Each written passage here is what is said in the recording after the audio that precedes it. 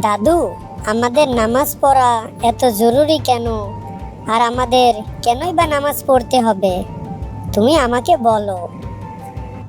হ্যাঁ নাতনি, আমি তোমাকে অবশ্যই বলবো নামাজ পড়া কেন আমাদের জরুরি আর কেনই বা আমাদের নামাজ পড়তে হবে।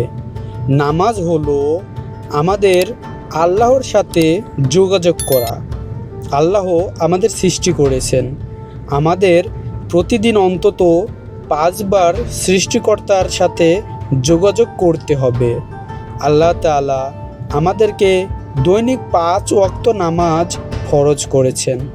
প্রতিটা মুসলিমকে দৈনিক 5 ওয়াক্ত নামাজ পড়তে হবে। হ্যাঁ নাতনি, নামাজ না পড়লে কিন্তু অনেক বড় পাপ, আর এটা অনেক বড় গুনাহ। তাই আমাদের সকল মুসলিমকে 5 ওয়াক্ত নামাজ আদায় করতে হবে।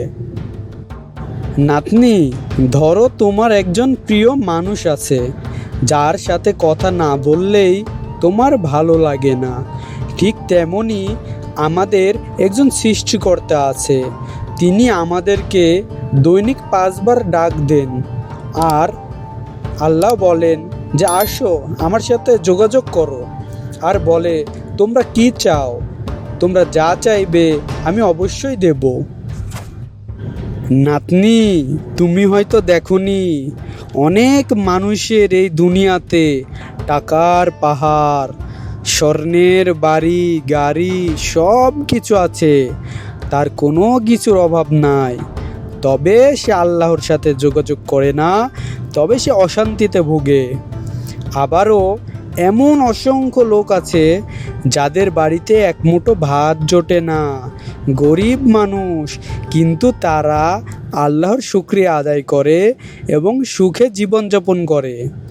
তাই আমাদের প্রত্যেক মুসলিমকে নামাজ পড়তে হবে, আল্লাহর সাথে যোগাযোগ করতে হবে।